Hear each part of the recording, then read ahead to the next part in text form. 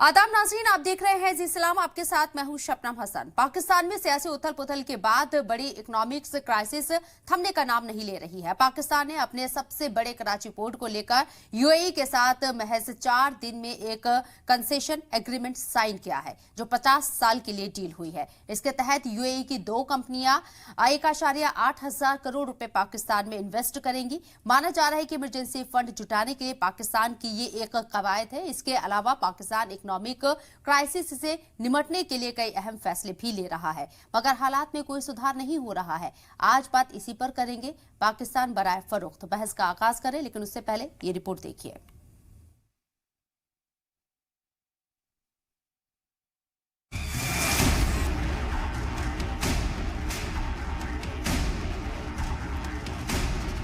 Pakistan Karachi port के terminal UAE को गिरवी रखवाने जा रहा है। केपीटी का container terminal Abu Dhabi ports चलाएगा।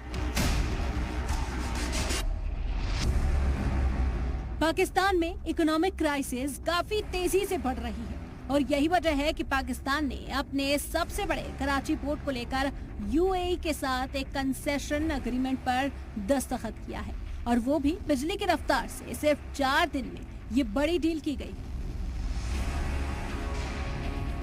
पाकिस्तान कराची पोर्ट के टर्मिनल यूएई को गिरवी रखवाने जा रहा है ताकि वो आईएमएफ को कॉन्फिडेंस में ले सके और बेल आउट पैकेज भी ले सके। पाकिस्तान और यूएई में ये डील 50 साल के लिए हुई। इसके तहत यूएई की 2 कंपनियां 1.8 करोड़ रुपए इन्वेस्ट करेंगी। टेस्ला जैसी कंपनी है और जो वहाँ पे इन होने जा रही है। दुनिया के अंदर कंट्रीज है, मैंने आज तक ऐसा प्राइम मिनिस्टर नहीं देखा जो ये मोदी प्राइम मिनिस्टर है। कराची पोर्ट साउथ एशिया के सबसे बड़े पोर्ट में से एक माना जाता है। ये पाकिस्तान का सबसे बड़ा और सबसे मसरूफ पोर्ट भी है। ये बंदरगाह करीब 11.5 किलोमीटर लंबा है। यहाँ कुल 33 बर्थ हैं, जिसमें 30 ड्राई कार्गो और 3 लिक्विड कार्गो बर्थ हैं। बर्थ का मतलब उस प्लेटफॉर्म से है जहाँ जहाज को खड़ा किया जाता है। पाकिस्तान के कुल एक्सपोर्ट और इंपोर्ट पे करीब 60% हिस्सेदारी कराची पोर्ट की है। इसके बावजूद पाकिस्तान ने इस पोर्ट को बेचने का फैसला किया है। टेस्ला का एक नाम लोकल नाम नहीं है, एक बहुत लग्जरी गाड़ी में आता है और कंप्यूटराइज गाड़ी है, और आप उसको देख के खुद आपका दिल करेगा यार क्या कमाल की गाड़ी है टेस्ला की। तो वो टेस्ला जैसी कंपनी अगर टोटली मेड इन इंडिया होगी तो इंडिया तो ज़ाहिर बात है पहले भी वहाँ इन्वेस्टर आने को तैयार है। इन्वेस्टर की बहुत बड़ी जो है एक बहुत बड़ी एक मार्केट देखी जा रही है इंडिया। तो इंडिया बहुत आगे जा चुका है, इंडिया का कोई मुकाबला नहीं है। अगर हम अपने उसके मुकाबले में अगर अपने पाकिस्तान की बात करें तो पाकिस्तान तो दिन ब दिन यहाँ से जो इन्वेस्टर है आने की बजाय जो ऑलरेडी इन्वेस्टर है, जैसे कि एक शेल जैसी कंपनी है, वो यहाँ से जाने को जा चुकी है। और रिसेंटली अगर बात करें सुजुकी जैसी कंपनी भी यहाँ से अपना सेटअप शट डाउन कर चुकी है। पाकिस्तानी हुकूमत ने गुज़िश्ता 6 महीने में इकोनॉमिक क्राइसिस से निपटने के लिए कई अहम फैसले लिए हैं, जिसमें पाकिस्तान के पीएम ने अपने वुज़रा और मुशीरों को इकोनॉमी क्लास में सफर करने को कहा। लग्जरी कारों के इस्तेमाल से बचने की सलाह दी गई। तनख्वाह का कुछ हिस्सा सरकारी खजाने में जमा करने को कहा गया। सरकारी दफ्तर के खर्च में 15% कटौती के हुक्म दिए गए। हुकूमत ने आम आवाम पर टैक्स में इजाफा 17% से बढ़ाकर 25% कर दिया। पेट्रोल डीजल पर भी टैक्स बढ़ा दिए गए। साथ ही चीन पर डिपेंडेंसी भी बढ़ाई गई है।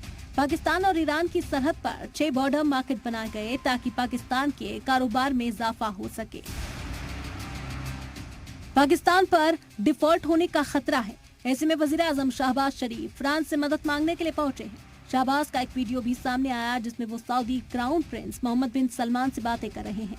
वीडियो देखकर ऐसा लग रहा है कि मानो वो मदद के लिए गिड़गिड़ा रहे हैं। ये सब कुछ तब हो रहा है जब पाकिस्तान की आईएमएफ डील पूरी होने की मियाद 30 जून को खत्म होने वाली है।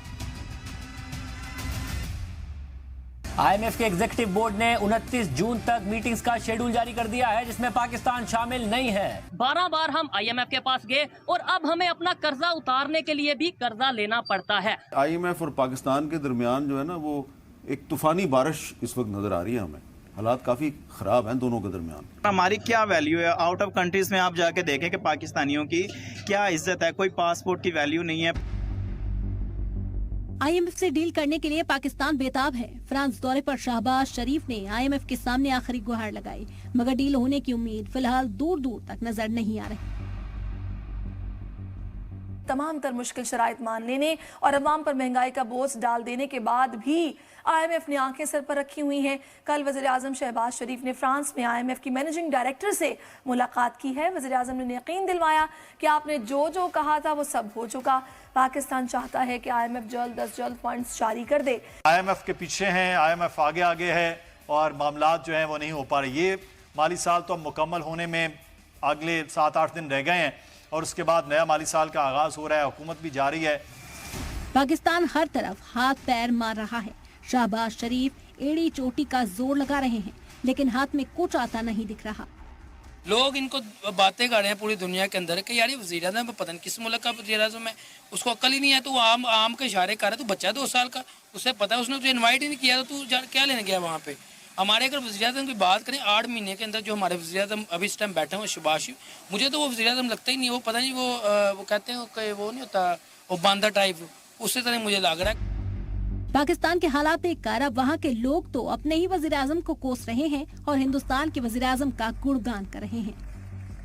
हर मुल्क का प्राइम मिनिस्टर नरेंद्र मोदी के ही गुण गाता हुआ दिखाई दे रहा है। कभी आसमान पे नरेंद्र मोदी का नाम लिखा जा रहा है, तो कभी किसी मुल्क का प्राइम मिनिस्टर जो है उनका पैर छू के उनका इस्तकबाल करता है। मतलब जितनी फैन फॉलोइंग, जितने बड़े बड़े प्राइम मिनिस्टर इस वक्त नरेंद्र मोदी के फैन है, मैंने आज तक किसी की इतनी पॉपुलैरिटी नहीं देखी। इस बीच IMF की 3 शर्तें हैं जिस पर पाकिस्तान अमल कर रहा है। 1, पाकिस्तान की आवाम से अलग अलग टैक्स के जरिए 170 अरब रुपए वसूलने की सलाह दी गई। 2, पाकिस्तान अपनी इकोनॉमी को बेहतर करने के लिए सामानों के एक्सपोर्ट पर टैक्स में छूट दे की बात कही गई है। और 3, सऊदी अरब, चीन और UAE से मदद मांगने के लिए दबाव बनाने के लिए कहा गया है। दरअसल IMF की शर्तों के तहत पाकिस्तान सरकार ने इस तरह के कई फैसले लिए। शहबाज हुकूमत को उम्मीद है कि उसके इस फैसले से IMF पहली किस्त में पाकिस्तान को 6.5 अरब डॉलर यानी 53,000 करोड़ रुपए का कर्ज देगा, जिसके बाद पाकिस्तान में हालात बेहतर होने के इम्कान बढ़ सकते हैं। ब्यूरो रिपोर्ट, जी मीडिया।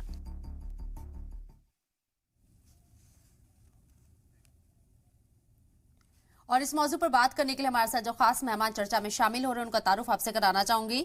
हैदर हयात खान साहब defence and strategic expert Pakistan से मौजूद हैं। साथ ही साथ हमारे साथ ब्रिगेडियर शरदेंदु साहब इंटरनेशनल रिलेशन एक्सपर्ट मौजूद हैं और retired major general PK Sehgal sahab defence and strategic expert. इसके साथ ही डॉक्टर मोहम्मद शहजाद साहब इंटरनेशनल अफेयर्स एक्सपर्ट मौजूद हैं। आप लोगों का इस्तकबाल है जी सलाम में। सबसे पहले हैदर हयात साहब, मेरा सवाल आपसे है, ये जो डील हुई है अभी UAE के साथ, क्या माना जाए पाकिस्तान की माली हालत को देखकर, क्या पाकिस्तान दिवालिया होने की कगार पर है क्या? बिस्मिल्लाहिर्रहमानिर्रहीम। बहुत शुक्रिया शबनम। देखिए, पहली बात तो ये कि आपकी ये जो ब्यूरो रिपोर्ट थी इसके अंदर बहुत ज्यादा गलतियां थी। मैं आपके रिसर्चर से रिक्वेस्ट करूंगा कि जरा रिपोर्ट कंपाइल करते हुए थोड़ा सा रिसर्च प्रॉपर किया करें। एक तो पाकिस्तान ने ये बेचा नहीं है, लीज पर दिया है। जो UAE के साथ हमारा एग्रीमेंट हुआ है, हमने सेल नहीं की बोट, हमने लीज पर दी है, पहली चीज। दूसरी चीज, आप लोगों ने अंदर क्लिप्स दिखाए, उसमें कोई क्रेडिबल चीजें होती, कोई क्रेडिबल लोग बातें कर रहे होते तो शायद उनकी कोई ऑथेंटिसिटी भी होती और उनके ऊपर डिस्कशन करना भी मुनासिब होता। मतलब उसके अंदर शेल की बात हो रही थी कि शेल पाकिस्तान से जा रहा है। अब शेल का पाकिस्तान से जाने के पीछे यहाँ पर कुछ एक्सपर्ट्स बैठे हुए हैं, वो समझते हैं कि पाकिस्तान की जो रशिया के साथ ऑयल डील हुई है और जिस वक्त रशिया पाकिस्तान में पहली खेप ऑयल की भेजता है, उसकी फौरी बाद शेल अनाउंस करता है कि वो अपने शेयर्स को स्टॉक मार्केट में सेल करेगा और अगर उसको मुनासिब पैसे मिलेंगे तो वो यहाँ से चला जाएगा। तो शेल का मसला पाकिस्तान के खराब मुआशी हालात नहीं है। ये चीज, ये आपकी रिपोर्ट के अंदर कुछ गलतियां थी जो मैंने आपको बताई। अब मैं आपको बताऊं पाकिस्तान के मुआशी हालात। पाकिस्तान इस वक्त हकीकतन बहुत ही संगीन मुआशी मसाइल का सामना कर रहा है। गवर्नमेंट के पास एक बहुत बड़ा चैलेंज है कि मईशत को कैसे दुरुस्त करना है, क्योंकि जब से ये मौजूदा हुकूमत इक़्तिदार में आई है उस वक्त से लेकर अब तक बदस्तूर चीजें खराब होती जा रही हैं। चीजें अभी तक बेहतर नहीं हुई। कुछ डील्स जो अब मुस्तकबिल करीब में सुनने में आ रही हैं, अगर वो हो जाती हैं तो उनका यकीनी तौर पर हमारी मईशत पर अच्छा इम्पैक्ट पड़ेगा। लेकिन सो फार जो गवर्नमेंट की परफॉर्मेंस है वो कोई इतनी अच्छी नहीं कि उनको अप्रिशिएट किया जाए। जहां तक बात है IMF की, मैं कभी भी IMF के हाथ में नहीं रहा कि पाकिस्तान को IMF प्रोग्राम में नहीं जाना चाहिए, क्योंकि IMF एक ऐसी दलदल है जो आपकी मईशत को अंदर ही अंदर खाती रहती है और उसके बाद एंड रिजल्ट कोई नहीं निकलता। लेकिन करंट सिचुएशन ये है कि आईएमएफ ने हमें उस नहज पर लाकर खड़ा कर दिया है, जिसकी वजह पिछले कुछ अर्से की पॉलिटिकल इंस्टेबिलिटी भी है कि आज हमें आईएमएफ प्रोग्राम की बहुत ज्यादा जरूरत है। हमारी मिनिस्ट्री ऑफ फाइनेंस बारहा ये कह चुकी है कि हमारे पास प्लान बी है, लेकिन शायद वो प्लान बी इतना इफेक्टिव नहीं है जितना इफेक्टिव फिलहाल हमारी करंट मौशी चैलेंजेस को से नबर्द आजमा होने के लिए आईएमएफ प्रोग्राम जितनी इफेक्टिव हो सकती है, उसमें पाकिस्तान की हुकूमत हर तरह का काम कर रही है जो आईएमएफ कह रही है। कुछ चीजें जिस तरह ऑयल की कीमतों में कमी की पाकिस्तान ने, उसकी वजह से आईएमएफ इनिशियली नाराज हुआ। फिर कुछ टैक्सेस के ऊपर मामला थे। अब से कुछ देर पहले फाइनेंस मिनिस्टर जो है सागगार साहब, वो नेशनल असेंबली में स्पीच कर रहे थे, कुछ टैक्सेस को उन्होंने रिवाइव किया है। और जो इंपोर्ट्स का मसला था, एक्सपोर्ट की प्रॉब्लम आ रही थी, उसके अंदर भी चीजें जो है वो गवर्नमेंट ने कुछ डिसीजंस लिए हैं, जिसका शायद इम्पैक्ट आने वाले दिनों में नजर आए। अगर पॉजिटिव इम्पैक्ट होता है, गवर्नमेंट का बुनियादी मसला ये है कि अवाम और बिजनेस कम्युनिटी ट्रस्ट नहीं कर पा रही। कभी भी इलेक्शंस मुल्क में अनाउंस हो सकते हैं, ये भी एक रीजन है कि जिस वक्त इलेक्शंस होंगे तो शायद इकोनॉमिक स्टेबिलिटी मुल्क के अंदर आए। आपने बहुत दुरुस्त फरमाया, यहाँ पे कुछ ऐसी पॉलिसीज हैं जो पाकिस्तान के लिए और ज्यादा परेशानी खड़ी कर रही हैं, लेकिन आपकी एक बात से मैं यहाँ पर इत्तेफाक नहीं जाहिर करती हूँ कि आपने कहा कि हमने रिपोर्ट्स जो है गलत दिखाई है। हमने रिपोर्ट्स गलत नहीं दिखाए। पाकिस्तान की मीडिया में जो चल रहा है, पाकिस्तान की आवाम में जो चल रहा है, वो रिएक्शन हमने अपने स्क्रीन पर दिखाए हैं, उस रिपोर्ट को हमने शामिल किया है। और इस पर डिटेल से बात करने के लिए एक्सपर्ट्स की टीम हमारे साथ मौजूद है, जिस पर हम बात कर भी रहे हैं, जिसमें आप भी शामिल हैं। मेरे साथ पीके सहगल साहब भी मौजूद हैं। पीके सहगल साहब, आपसे समझना चाहूंगी, पाकिस्तान का जो इकोनॉमिक क्राइसिस आप देख रहे हैं, पाकिस्तान के मुस्तकबिल पर कितना बड़ा खतरा मंडरा रहा है? और श्रीलंका का एग्जाम्पल हमारे सामने है। जीडीपी का कुल कर्ज अगर हम देखें श्रीलंका के ऊपर तो 74% कर्ज था। श्रीलंका दिवालिया हो गया, बर्बाद हो गया। पाकिस्तान के ऊपर यह कर्ज जीडीपी का 77.80 है, 77.80% है। क्या कहेंगे, पाकिस्तान की माली हालत को आप कैसे देख रही हैं? पाकिस्तान की माली हालत जो है बिल्कुल खस्ता है। चाहे पाकिस्तान के जो हुकूमत माने या ना माने, या उनके जो बैल शामिल है वो माने या ना माने, पाकिस्तान ने तकरीबन 20 से 22 बारी आईएमएफ से लोन लिया। आईएमएफ साफ तौर पे जानता है कि पाकिस्तान ये कर्जा वापस नहीं कर सकता। बाकी देश पाकिस्तान को कर्जा देने के लिए तैयार नहीं है, क्योंकि उनको साफ तौर पर नजर आता है कि पाकिस्तान की जो इस वक्त हालत है, पाकिस्तान वापस नहीं कर सकता। पाकिस्तान का सबसे बड़ा जो खर्चा है वो उसकी फौज के ऊपर है, और जब तक उसने फौज के बजट को कम से कम 30-40% कम नहीं करेगा, पाकिस्तान की मुसीबत कम हो नहीं सकती। पाकिस्तान की जो फौज है, उनकी आर्मी, एयरफोर्स वगैरह, उनको इतनी बड़ी सैलरी दी जा रही है, उनको इतनी बड़ी सहूलतें दी जा रही हैं, वो ऐसे रहते हैं जैसे कि वो अलीशान महलों में रहते हैं। जबकि पाकिस्तान को किसी भी देश से कोई खतरा नहीं, पाकिस्तान को कोई इन्वेट नहीं करना चाहता, पाकिस्तान को हिंदुस्तान से कोई खतरा नहीं है। उसके बावजूद पाकिस्तान बहुत बड़ा खर्चा करता है टेररिस्ट को ट्रेन करने के लिए। इतने टेररिस्ट ट्रेनिंग कैंप बना रखे हैं, टेररिस्ट को शहर देता है, टेररिस्ट को वेपन देता है, टेररिस्ट को हर प्रकार की सहूलतें देता है हिंदुस्तान के ऊपर हमला करने के लिए, हिंदुस्तान के ऊपर जान और माल का नुकसान, जबकि हिंदुस्तान की तरफ से उसको किसी प्रकार का कोई खतरा नहीं।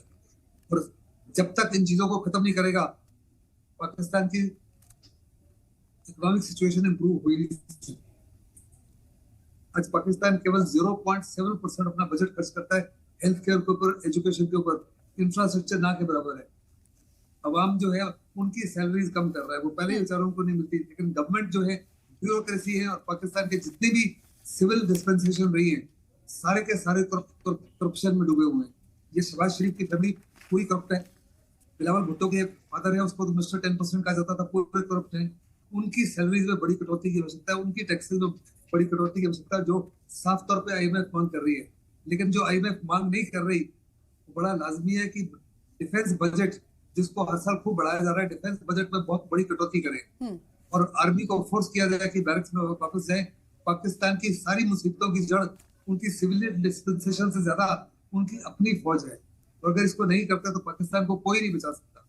ये एब्सोल्युटली सही है कि पाकिस्तान को मजबूरन, पहले तो उन्होंने कुछ आइलैंड्स हैं, स्ट्रेटेजिक आइलैंड्स हैं नियर कराची, उसको भी लॉन्ग लीज पर दे दिया है, उसको बेच दिया चाइना के आगे, जो पाकिस्तान के लिए बड़ा खतरा है, पाकिस्तान के अवाम के लिए खतरा है, साउथ एशिया के लिए खतरा है, हिंदुस्तान के लिए खतरा है। अभी जो उनके 30 बर्थ है वहां पे, कराची पोर्ट साउथ एशिया का तकरीबन सबसे अहम पोर्ट है। जहां तक कराची का पाकिस्तान का ताल्लुक है, it's the economic heart of Pakistan. उसमें से कुछ बर्थ जो है परमानेंटली 50 साल के लिए उन्हें लीज पर दे दिए यूएई को। ये एक डील हुई है और इसलिए पाकिस्तान की इकोनॉमिक क्राइसिस के ऊपर हम चर्चा कर रहे हैं। ब्रिगेडियर सर, आपको क्या लगता है यहाँ पर चाइना से करीब यहाँ पर 1000 अरब डॉलर की जो है वो मदद मिली है, 1 अरब डॉलर की, आपको लगता है कि इससे कुछ फायदा होगा पाकिस्तान को और जो मौजूदा सिचुएशन बनती हुई नजर आ रही है उससे बाहर निकलने में पाकिस्तान को मदद मिलेगी, या फिर ये ऊंट के मुंह में जीरे के बराबर है पाकिस्तान की सिचुएशन को देखते हुए? देखिए, पाकिस्तान के आर्थिक हालात बहुत ही खराब हैं, बहुत से बदतर होते जा रहे हैं। और जो चाइना का लोन है ये किस टर्म्स एंड कंडीशन पे लिया गया है? चाइना एक बहुत ही हार्ड बार्गेनिंग कंट्री है। दोस्ती अपनी जगह है पाकिस्तान के साथ, जब ये मॉनेटरी टर्म्स में कन्वर्ट होता है तो वो बहुत ही हार्ड टर्म्स में आता है। इनिशियली उनका जो प्रपोजल होगा, जो लोनिंग होगी, वो सॉफ्ट लोन की तरफ दिखाई देती है, लेकिन उसके बड़े दूरगामी परिणाम होते हैं। इसका लाइव एग्जाम्पल हमारे सामने श्रीलंका का रहा है। श्रीलंका का देखिए, हम्बनटोटा पोर्ट जब बन रहा था तो इनिशियल फेज का लोन बड़े सॉफ्ट तरीके से दिया गया, लेकिन जब श्रीलंका उसका पेमेंट करने में अनेबल रहा तो सेकेंड टर्म जो लोन कर दिया वो बहुत रिस्ट्रिक्ट था और अल्टीमेटली ये जो पोर्ट चाइना के पास चला गया, उनके आधिपत्य में आ गया, पूरी तरीके से उनके कंट्रोल में। यही स्थिति मोरलेस पाकिस्तान की होनी जा रही है। जो सीपैक के तरफ के अंतर्गत चाइना इन्वेस्टमेंट कर रहा है पाकिस्तान में, वो भी अल्टीमेटली देखिए आगे आने वाले दिनों में उस पर पूरी तरीके से कंट्रोल चाइना को होगा। और ये जो अब उनका जो इकोनॉमिक पैकेज, जो हेल्थ पैकेज है, ये भी बहुत बड़ी मदद नहीं है। पाकिस्तान को एक मैसिव इकोनॉमिक रिफॉर्म की जरूरत है।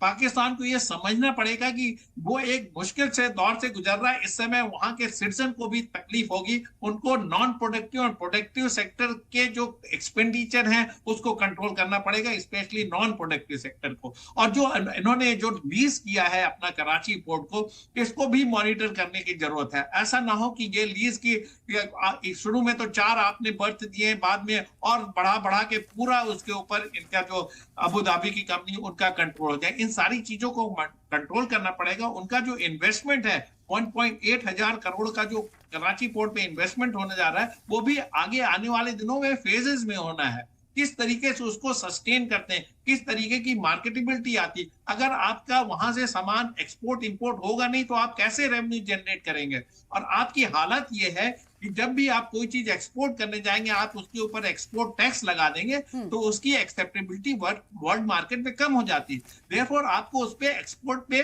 मिनिमम आपको टैक्स लगाना पड़ेगा, तब आप कहीं जाके वर्ल्ड के जो कॉम्पिटिटिव वर्ल्ड है उसमें आप स्टैंड आउट करेंगे। तो सबसे पहले पाकिस्तान के जो इकोनॉमिक मिनिस्टर है, फाइनेंस मिनिस्टर है इजाक धर साहब, उनको एक अपना पॉलिसी में एक बहुत बड़ा शिफ्ट लाने की जरूरत है। 1991 में हिंदुस्तान में डॉक्टर मनमोहन सिंह ने इकोनॉमिक रिफॉर्म किए थे, बहुत ज्यादा स्ट्रांग एक्शन लिए थे, हिंदुस्तान की इकोनॉमी उभर के आई। इसी तरीके का कोई ड्रास्टिक एक्शन पाकिस्तान को एक अपने इकोनॉमिक फ्रंट पे लेना पड़ेगा। लोन टू लोन, एक लोन को देने के लिए दूसरा लोन, तीसरा लोन, चौथा लोन, ये कोई इकोनॉमिक मॉडल नहीं है किसी भी कंट्री का। आपको फॉरेन इन्वेस्टमेंट लाना पड़ेगा, आपको अपनी कर्ज में इंटरनल इजाफा होता हुआ नजर आ रहा है, जबकि कर्ज से मुक्ति मिलनी चाहिए, राहत मिलनी चाहिए, वो पाकिस्तान को मिलती हुई फिलहाल नजर नहीं आ रही है। कर्ज पे कर्ज बढ़ता जा रहा है। मेरा सवाल है पर डॉक्टर मोहम्मद शहजाद साहब आपसे, लास्ट ईयर की बात करें, बीते साल पाकिस्तान में inter governmental commercial transaction act बनाया गया और इसी के तहत जो कराची पोर्ट है यूएई को दिया गया है लीज पर 50 साल के लिए। आपको लगता है ये एक्ट पाकिस्तान को बचा पाएगा या मौजूदा हालात को सुधारने के लिए और फ्यूचर में हालात बिगाड़ने की तरफ पाकिस्तान बढ़ रहा है इस एक्ट के जरिए?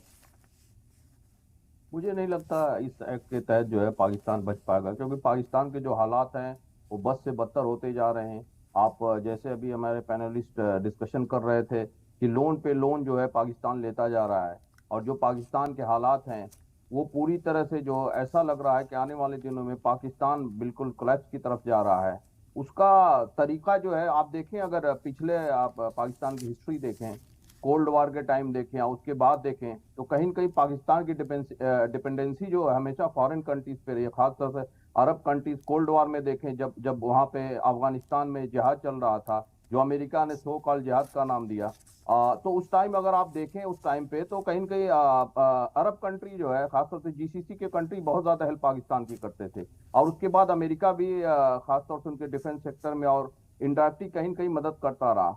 ये भी एक बहुत बड़ी वजह रही है। अभी पाकिस्तान को जो रिलेशन बेहद ही अमेरिका से बहुत बुरी तरह खराब हो गए, जिसकी वजह से पाकिस्तान को इकोनॉमिक क्राइसिस का सामना का। IMF भी लोन देने में इतनी देर अभी की, अभी दे नहीं पाया। अगर शायद पाकिस्तान के अच्छे अमेरिका से रिलेशन रहते, यूरोपियन कंट्री से रहे होते, खासतौर से अमेरिका से रहते, तो जरूर उनको पहले ही मिल जाता।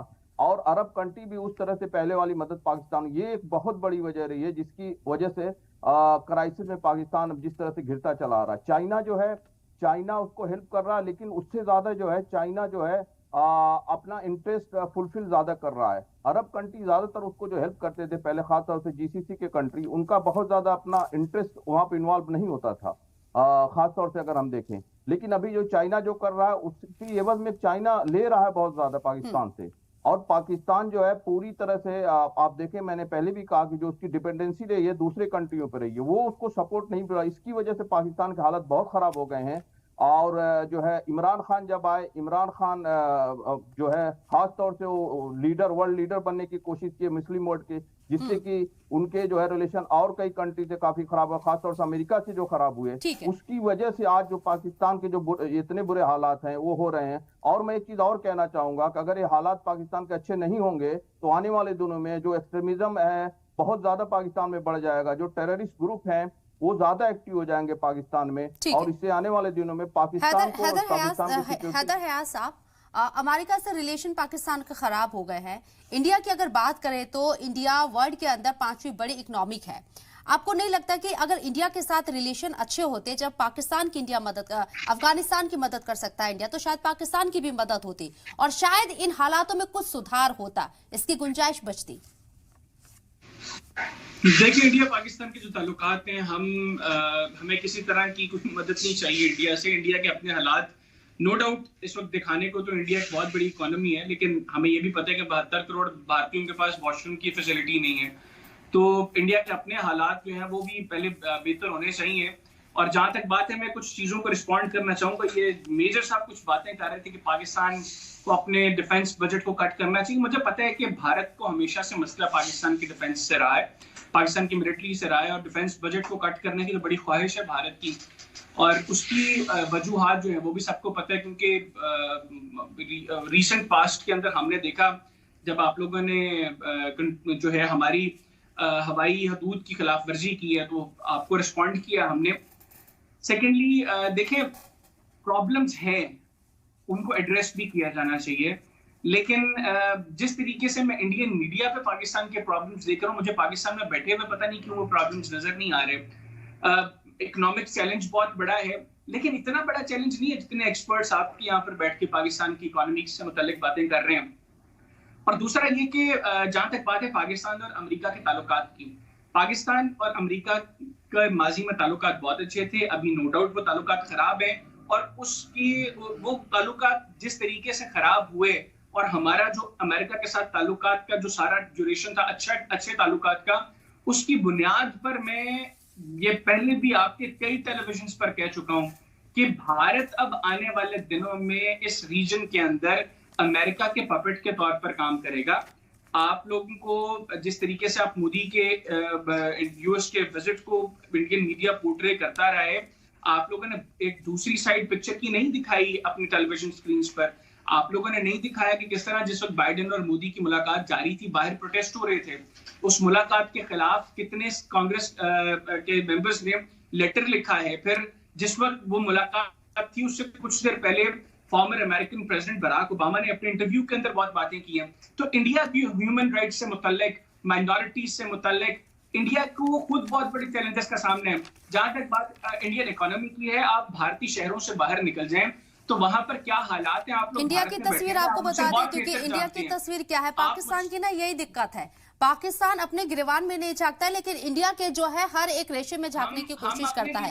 इंडिया की हालत सुन लीजिए, आपको इंडिया की फिक्र सता रही है, इंडिया की हालत सुन लीजिए। आपका विदेशी मुद्रा भंडार सिंगल डिजिट पॉइंट में है, 3.5 ये आपका विदेशी मुद्रा भंडार है। और इंडिया का आपको बताऊं, मैं इंडिया की तस्वीर आपको बताऊं, इंडिया का विदेशी मुद्रा भंडार 578.45 है। आप जमीन आसमान की बात छोड़ दीजिए, आप जमीन पाताल में भी नजर नहीं आ रहे इंडिया के बराबर। बहरहाल ठीक है, पाकिस्तान और इंडिया को लेकर जो एक माहौल क्रिएट करने की पाकिस्तान में हमेशा से कोशिश हुई है, वो पाकिस्तान करता है और आज भी हो रहा है। इंडिया और पाकिस्तान का मवासना किया जा सकता है, यही मेरा सवाल है मेजर साहब आपसे। क्या आपको लगता है कि कंपैरिजन दोनों के बीच में हो सकता है क्या? आपसे सवाल मेरे से पूछ रही हैं? जी सहगल साहब, आपसे सवाल है मेरा। मैं मेजर नहीं हूँ, I am major general. Sorry sir. There is absolutely no comparison between India and Pakistan at all. India इस समय दुनिया की 5th largest economy है, fastest growing economy है. We got the 2nd largest army, the 4th largest navy, the 4th largest air force, the 5th largest navy. और हिंदुस्तान एक ऐसा देश है जो किसी का पपेट नहीं हो सकता। उन्होंने कहा कि हिंदुस्तान अभी अमेरिका का पपेट होगा। हिंदुस्तान ने आज तक किसी से कोई अलायंस नहीं किया, ना करेगा। हिंदुस्तान एक उभरती महाशक्ति है और हिंदुस्तान ने अमेरिका को साफ तौर पे कह दिया है without an iota of doubt कि हम अपनी स्ट्रेटेजिक ऑटोनॉमी को किसी प्रकार से कॉम्प्रोमाइज नहीं करेंगे। हिंदुस्तान केवल और केवल अपने हितों की रक्षा करेगा। उसी हितों के तहत हम S-400 मिसाइल अभी भी रशिया से खरीद रहे हैं, अभी भी रशिया से बहुत बड़े पैमाने पर ऑयल इंपोर्ट कर रहे हैं। इसके बावजूद कि अमेरिका काफी नाराज था, यूरोपियन यूनियन या नेटो काफी नाराज था, हमने उनकी कोई परवाह नहीं की और हमने साफ तौर पर दुनिया को बता दिया कि हम अपने हितों को निगाह में रखते हुए आगे बढ़ेंगे। लेकिन पाकिस्तान है सीएटो का मेंबर रहा, मिलिट्री अलायंस का, फिर सेंट्रल ट्रीटी ऑर्गेनाइजेशन का मेंबर रहा, अभी बहुत बड़े पैमाने पर वर्चुअल चाइना का पपेट बना हुआ है और अमेरिका का अभी भी नॉन नेटो अलाई है। लेकिन हिंदुस्तान इस माफी कुछ नहीं कर रहा। हिंदुस्तान जो है आज 5th लार्जेस्ट इकोनॉमी है। Another 4 to 5 years we will be the 3rd largest economy। हम जर्मनी और जापान के को भी पीछे छोड़ देंगे। हिंदुस्तान में quality of life, infrastructure, quality of health वगैरह बहुत बड़े पैमाने पर इंप्रूव हो रहा है। एजुकेशन बहुत बड़े पैमाने पर इंप्रूव हो रहा है। बहुत बड़े पैमाने पर खर्च किया जा रहा है लोगों के वेलफेयर के लिए। हर घर में स्वच्छता लाई जा रही है, हर घर में कुकिंग गैस लाई जा रही है, हर घर में शौचालय बनाए जा रहे हैं। बड़ी कोशिश की जा रही है कि हर गरीब के पास अपना मकान हो in the next 3 to 4 years। हर घर में टैप वाटर दिया जा रहा है की कोशिश की जा रही है। लेकिन पाकिस्तान में अवाम इतना ज्यादा कंगाल हो गया है कि वास्तव में वो हुकूमत के खिलाफ बगावत पर उतर आ चुका है। और अगर पाकिस्तान ने अभी भी अपने आप को नहीं संभाला तो पाकिस्तान की इकोनॉमिक इम्प्लोजन तो एब्सोल्युटली सर्टेनिटी है और पाकिस्तान जो है टूट जाएगा because of its economic difficulties. अगर आप माइनॉरिटीज की बात कर रहे थे तो अगर आप माइनॉरिटीज का हिंदुस्तान के साथ तो मुकाबला ही नहीं कर सकते। हिंदुस्तान में कितना एक्ट है माइनॉरिटीज के पास, ये मैं जरूर गिनाऊंगी यहाँ, क्योंकि पाकिस्तान को बार बार ये बताना जरूरी हो जाता है जब माइनॉरिटी की बात होती है कि माइनॉरिटी को यहाँ पर कितने हक और हुकूक दिए गए हैं। ब्रिगेडियर शारदेंदु साहब, मेरा सवाल आपसे है, क्या आपको लगता है कि अमेरिका किसी तरह का भारत के ऊपर, किसी तरह का इंडिया के ऊपर किसी तरह का ऐसा इस्तेमाल कर सकता है कि वो पपेट बन जाए? ऐसे हालात आपको नजर आते हैं? हालांकि मेजर जनरल साहब ने यहाँ पर समझाने की कोशिश की, और आपको लगता है कि क्या वाकई में अमेरिका इंडिया की मदद कर रहा है? हम तो खुद यहाँ पर अमेरिका की मदद करने के लिए गए, इन्वेस्ट कर रहे हैं अमेरिका के अंदर इंडिया, ये तस्वीर है इंडिया की। देखिए, हिंदुस्तान आज की डेट में इक्वल पार्टनर है बड़ी बड़ी इकोनॉमी के साथ। ऐसे ही नहीं हिंदुस्तान विश्व की 5वीं सबसे बड़ी अर्थव्यवस्था बन गया है। आज की डेट में हिंदुस्तान उस स्थिति में है वो अपना एजेंडा चला सकता है अपने इक्वल पार्टनर की तरह से। अमेरिका से, रूस से, इंग्लैंड से, फ्रांस से, जर्मनी से बात करता है और जो देश हित में होता है उसकी बातें करता है। ये कोई कंपैरिजन हिंदुस्तान और पाकिस्तान का नहीं है। हम तो पाकिस्तान के आर्थिक पैकेज कैसे उससे उभर सकता है उसके बारे में चर्चा करें, क्या हालात है पाकिस्तान के उसके बारे में चर्चा कर रहे हैं। एक पाकिस्तान में है अपनी प्रॉब्लम को वो सही तरीके से एसेस नहीं कर पा रहे हैं। एसेस करने के बाद जो उनको एक साउथ एशिया का इतना अच्छा मार्केट मिला था, आपने उससे अपने आप को अलूफ कर रखा है। आप एक पपेट बनते हैं चाइना के, आप पपेट बनते हैं वेस्टर्न पावर के, जहां आप बैगिंग बॉल लेके घूम रहे हैं कि हमें इकोनॉमिक पैकेज देके हमको बेल आउट किया जाए। आईएमएफ के सामने पड़े हुए हैं, आईएमएफ आपके ऊपर टर्म्स लगाया जा रहा है, उनकी कंडीशन आपको फुलफिल करने पड़ेंगी। हमने नहीं बोला था कि आप अपना पोर्ट बेचो, हमने नहीं बोला था कि आप इस तरीके की आर्थिक स्थिति में फंसो, लोन के ऊपर लोन लो। जब चीज आप कोई सस्टेन नहीं कर पा रहे, कोई आप इकोनॉमिक मॉडल कंट्री में लागू नहीं कर पा रहे हैं, आपके यहाँ पॉलिटिकल स्टेबिलिटी है नहीं, अराजकता फैल रखी है, आतंकवाद को आप बढ़ावा देते हो, आम जनता की आप वेलफेयर की बात नहीं कर रहे हैं। सिंध में अलग तरीके का ट्रीटमेंट है, पंजाब में अलग तरीके ट्रीटमेंट है, पीओके में अलग तरीके का ट्रीटमेंट है। इस तरीके की डाइवर्सिफाइड आपके सोशल सिस्टम है, तो कैसे आप प्रोग्रेस करोगे? कैसे आपके देश में फॉरेन इन्वेस्टमेंट आएगा? आपको पीसफुल कंट्री बनाना पड़ेगा, आपको एक कंड्यूसिव एनवायरनमेंट पैदा करना पड़ेगा, तब आपके यहाँ फॉरेन इन्वेस्टमेंट आएगा। आपको यह एश्योरेंस देना पड़ेगा फॉरेन कंपनीज को कि आपके इंटरेस्ट को बरखिलाफ कोई काम नहीं होगा, किसी भी तरीके की अराजकता नहीं होगी। ये सारी चीजें आप हिंदुस्तान को पपेट बोलते, जो 5वीं सबसे लार्जेस्ट इकोनॉमी है, आज की डेट में विश्व गुरु का रोल प्ले कर रहा है, अमेरिका को इक्वल टर्म्स में बात करता है, ट्रांसफर ऑफ टेक्नोलॉजी, हम स्पेस में जाने की बात करते हैं, हम जेट इंजन साथ बनाने की बात करते हैं, और हम हमारा जो सॉफ्टवेयर में स्किल है वो काबिल तारीफ है। डॉक्टर मोहम्मद शहजाद साहब, हिंदुस्तान पाकिस्तान का नहीं अकलियतों की फिक्र करना कि क्या पाकिस्तान को ये बात शोभा देती है, सूट करती है कि वो अकलियतों की फिक्र करे? अकलियतों के लिए यहाँ पर कितने लॉज हैं? अगर बात करें राइट टू फ्रीडम है, राइट टू स्पीच का है, इसके साथ ही फूड सिक्योरिटी बिल है, और इसके साथ साथ आपको बता दो 80,000 करोड़ लोगों को यहां फ्री अनाज दिया जा रहा है। ये सबसे बड़ी बात। बिल्कुल, इंडिया की अगर बात करें, जहां तक माइनॉरिटी की बात है, बिल्कुल यहाँ फंडामेंटल राइट्स दिए गए, उनके सब राइट्स यहाँ पे प्रोटेक्ट होते हैं। और दूसरी जहां तक बात है राइट टू फूड, आपने बताया, बिल्कुल वो बिना डिस्क्रिमिनेशन को सबको मिलते हैं इंडिया में। और जहां तक पपेट की बात कर रहे हैं, तो ये बिल्कुल गलत बात कर रहे हैं। पाकिस्तान जरूर रहा है पपेट, चाहे कोल्ड वॉर में देखें, वो अमेरिका का पपेट रहा, चाइना का भी पपेट है, और इंडिया जो है, अब हम कोल्ड वॉर में भी इंडिया की जो फॉरेन पॉलिसी रही है, जो भी वो फ्री रही है बिल्कुल, और आज भी इंडिया जो है जिस तरह से अपना रोल प्ले कर रहा है, आप देखें खास तौर से रशिया और जो है यूक्रेन के बीच जब वार हो रहा था, अमेरिका ने रिक्वेस्ट करने की कोशिश की, यूरोपियन कंट्रीज ने कहने की कि आप जो है रशिया से तेल ना, उसके बावजूद इंडिया लिया, और इंडिया ने अपना जाके फ्रंट फुट पे, हमारे जो फॉरेन मिनिस्टर थे उन्होंने कहा कि हमारा राइट है और हमारी ये इंडिपेंडेंट जो है हमारी फॉरेन पॉलिसी है, हम अपने हिसाब से जी सकते हैं। अभी जो अमेरिका से रिलेशन बनाया, अभी देखिए ताजा आप देखिए, रूस ने कहा कि हमें कोई दिक्कत नहीं है, इंडिया का जो भी अपना इंटरेस्ट है इंडिया अपने हिसाब से करे। तो ये दिखाता है कि इंडिया कभी पपेट नहीं रहा और न बनेगा इंडिया कभी। इंडिया क्यों पपेट बनेगा? इंडिया के पास क्या नहीं है? इंडिया के पास इंफ्रास्ट्रक्चर है। इंडिया जो है पूरी दुनिया में, आज आप देखिए दुनिया की जितनी बड़ी बड़ी कंपनियां, इंडियंस जरूर आपको मिलेंगे। जितने आप रिच पर्सन किसी भी दुनिया में या किसी भी देश में जाए, इंडियंस जरूर मिलेंगे। इंडियंस तो अब पूरी दुनिया में छा रहे हैं। और जहां तक बात है हमारे देश में भी, आप जितना डेवलपमेंट हुआ है अभी आप देखें इधर 10-15 सालों में, तो ये बहुत बड़े पैमाने पे हुआ है। ये बिल्कुल धीरे धीरे एजुकेशन का हब भी बनता जा रहा है। दुनिया से जो है काफी देशों से यहाँ स्टूडेंट्स आते हैं पढ़ने के लिए। जो पाकिस्तान में कितने स्टूडेंट आते हैं, कहाँ से आते हैं पढ़ने के लिए? ये बहुत सी चीजें आपको देखना पड़ेगा। इंडिया और पाकिस्तान का बर वक्त मुआवजा नहीं किया जा सकता। अगर पाकिस्तानी लोग ऐसी बातें कह रहे हैं तो उनको फिर से सोचना कि इस बातों में जो पाकिस्तान के बर वक्त हालात हैं बहुत ही खराब हैं। अभी जैसे हमारे पैनलिस्ट, सीनियर पैनलिस्ट कह भी रहे थे कि पहले पाकिस्तान को अपने हालात देखने की, वो इंडिया के हालात देख रहे हैं।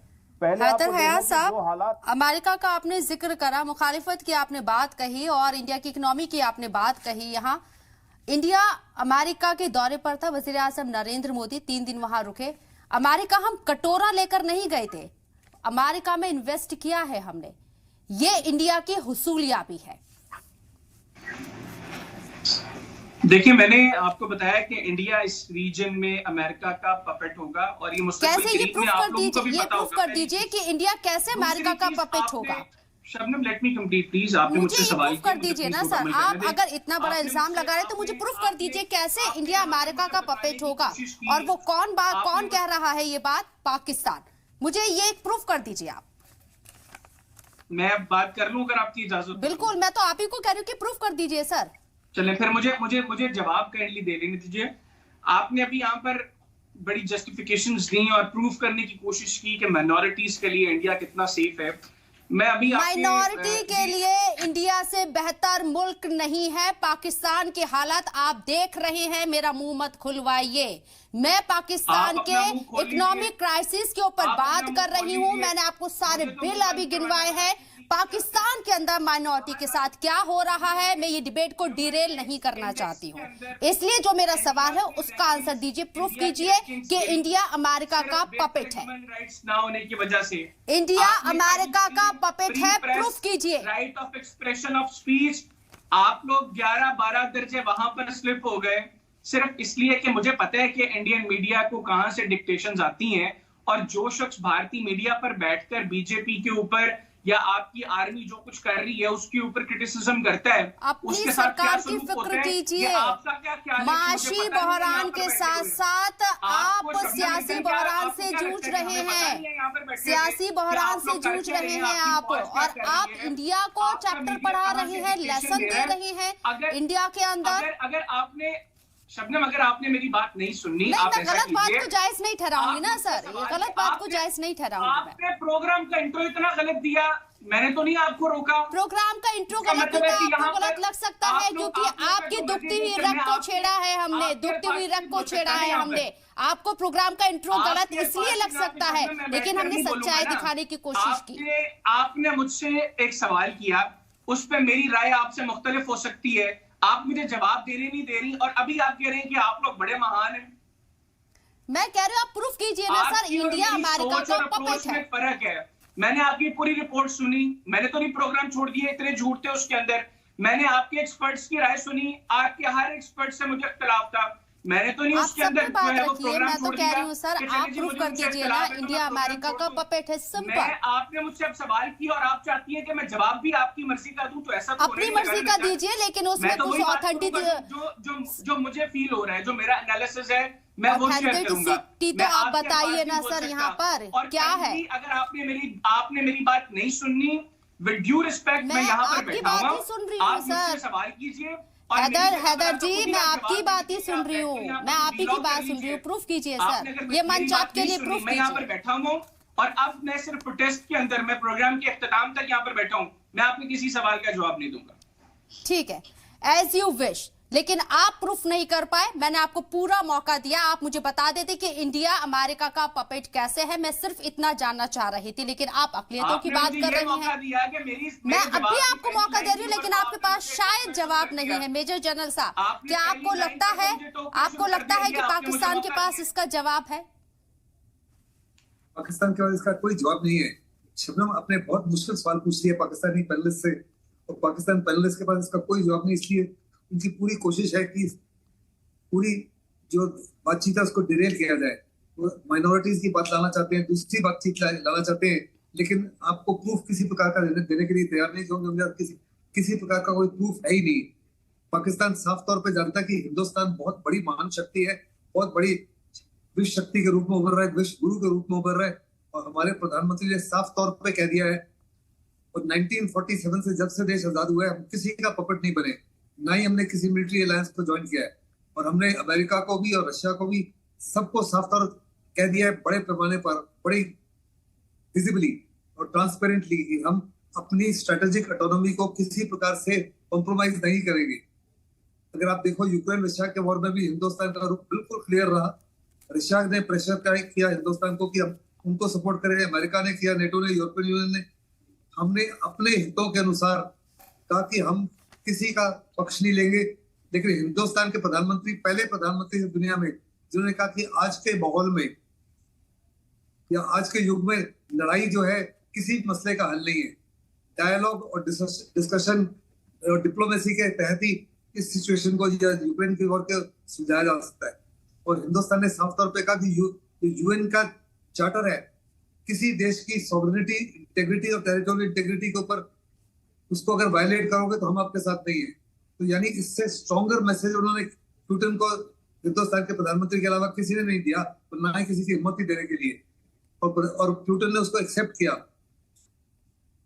और अगर इसको एक्सेप्ट नहीं करते पुतिन, तो पुतिन के लिए कितनी मुसीबत हो सकती थी आप सब जानते हैं। आज पुतिन के खिलाफ बगावत शुरू हो चुकी है और बगावत की वजह यही है कि उन्होंने जो मोदी ने एडवाइस दी थी उसको नजरअंदाज किया। अगर उसको नजरअंदाज नहीं किया होता, डायलॉग और डिस्कशन शुरू कर दी होती, तो परहैप्स जो अब इंटरनल कॉन्फ्लिक्ट हो रहा है रशिया के अंदर, ये नहीं होता।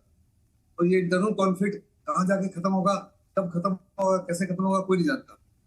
ठीक है, चर्चा को आगे बढ़ाते हैं। हैदर हयात साहब हमारे साथ इस डिबेट में फिलहाल नहीं रहे हैं, क्योंकि एक सवाल उनसे मैंने पूछ लिया था, प्रूफ कीजिए कि अमेरिका का पपेट कैसे इंडिया बनने जा रहा है। शायद उनके पास जवाब नहीं था और इसलिए वो अब हमारे साथ इस चर्चा में नहीं है।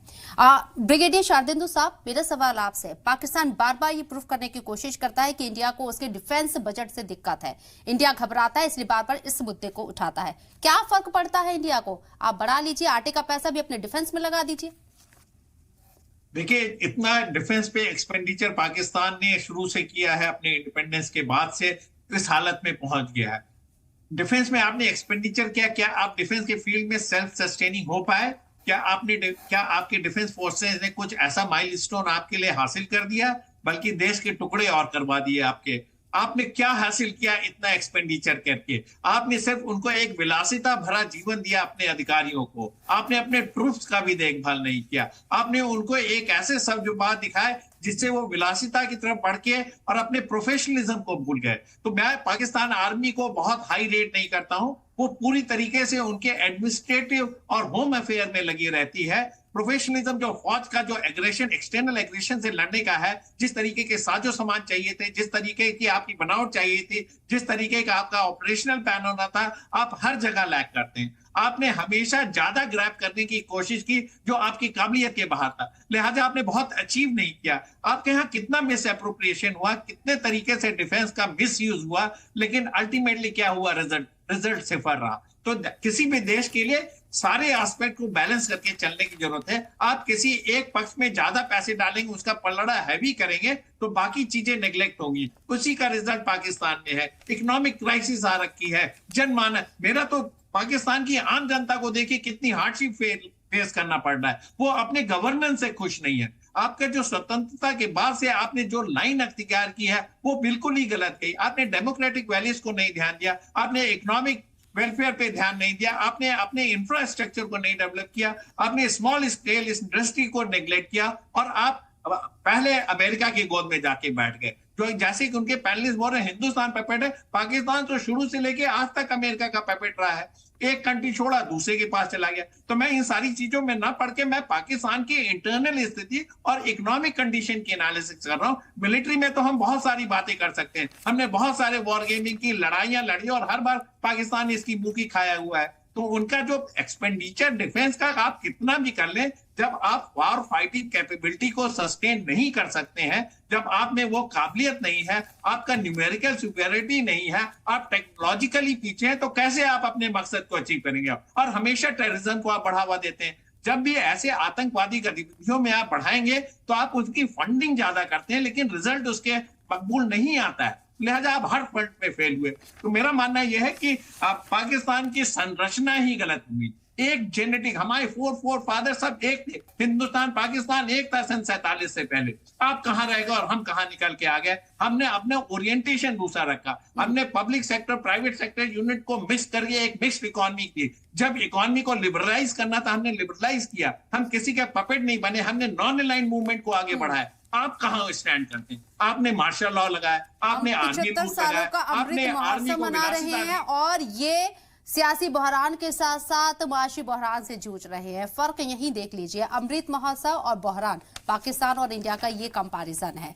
मेजर जनरल पीके सहगल साहब, भारत की जीडीपी का जो हिस्सा है कर्ज का वो 2.6% के करीब है और पाकिस्तान की अगर हम बात करें तो पाकिस्तान का नंबर डिफरेंस देखिए 77.80% कर्ज उनके ऊपर है। ये नंबर कितना बड़ा है और ये साफ मैसेज देने की क्या कोशिश नहीं कर रहा? पाकिस्तान को साफ तौर पर पता होना चाहिए कि वहां पे जबरदस्त आज पॉलिटिकल इंस्टेबिलिटी है, इकोनॉमिक इंस्टेबिलिटी है, सिक्योरिटी इंस्टेबिलिटी है। पाकिस्तान को हिंदुस्तान की तरफ से किसी प्रकार का कोई खतरा नहीं है। अगर आप हिंदुस्तान का इतिहास देखें तो हिंदुस्तान ने कभी किसी देश को इन्वेड नहीं किया, लेकिन हिंदुस्तान बहुत सक्षम है, बड़ा मजबूत है। अगर आपने हमको ललकारा, जैसे आपने हमको 48 में ललकारा, 65 में, 71 में, 99 में, तो हम हर प्रकार से जो भी कार्रवाई करने के लिए तैयार हैं। आपको उस माफी का बजट स्पेंड करने के लिए अपनी डिफेंस सर्विसेज के ऊपर जरूरत नहीं है। आप अपनी गलतियों की वजह से आज मिलिटरीली भी बड़े इनसिक्योर हो गए हो। आज तरीके तालिबान पाकिस्तान आपके खिलाफ खड़ा हो चुका है, जो आपकी सिक्योरिटी फोर्स को बार बार अटैक कर रहा है। उधर तालिबान जो है अफगानिस्तान में वो आपके खिलाफ हो चुका है, उधर ईरान आपके खिलाफ हो चुका है, कश्मीर में पीओके के लोग आपके खिलाफ हैं, बलूचिस्तान के लिबरेशन आर्मी आपके खिलाफ है, सिंध लिबरेशन आर्मी आपके खिलाफ है। सिर्फ पंजाब प्रोविंस को छोड़ के बाकी सारे के सारे आपके खिलाफ है। पंजाब प्रोविंस जो है उसने पूरे देश के बाकी जो प्रोविंसेस है, सिंध है, बलूचिस्तान है, पीओके को है, फतह एरिया को है, उनको सबको एक्सप्लॉइट किया केवल और केवल for the benefit of the Punjabis. और 80% जो बड़ी नौकरियां हैं, जो बड़ी अहम पोस्ट है, वो केवल और केवल पंजाबीज के पास ही है। अगर आप देखो तो इमरान खान ने एक बार नहीं अनेकों बार कहा है कि जनरल बाजवा ने बार बार कहा कि पाकिस्तान की फौज में हिम्मत नहीं है, दम नहीं है किसी प्रकार हिंदुस्तान का मुकाबला करने के लिए। अगर इसको एक्सेप्ट किया जाए और पाकिस्तान की फौज को फोर्स किया जाए कि अपने डिफेंस बजट पे भी कटौती की जाए, ये टेररिज्म को बंद किया जाए, ये आतंकवाद को बंद किया जाए, बड़ा स्ट्रॉन्ग मैसेज हिंदुस्तान और अमेरिका की रेजोल्यूशन के माध्यम से भेजा जा रहा है पाकिस्तान को कि वो अपनी सरजमी को इस्तेमाल ना करने दे दूसरों देशों के खिलाफ टेररिज्म को बढ़ाने के लिए। लेकिन पाकिस्तान फिर भी बाज नहीं आता। अभी तकरीबन 3-4 दिन पहले हमने रजौरी पुंछ के 5 आतंकवादियों को मारा। अभी 1 जुलाई से अमरनाथ यात्रा स्टार्ट हो रही है 62 डेज के लिए। पाकिस्तान ने 4 आतंकवादियों को भेजने की फिर से कोशिश की, जिनको अपने बॉर्डर में ही हलाक कर दिया। हिंदुस्तान हर प्रकार से सक्षम है, हर प्रकार से तैयार है, हमारी सिक्योरिटी फोर्सेस तैयार है, हमारे इरादे तैयार है। और हमने साफ तौर पे कहा है अगर कोई बड़ा हादसे को अंजाम पाकिस्तान ने दिया तो हम घुसकर पाकिस्तान के खिलाफ कार्रवाई करेंगे।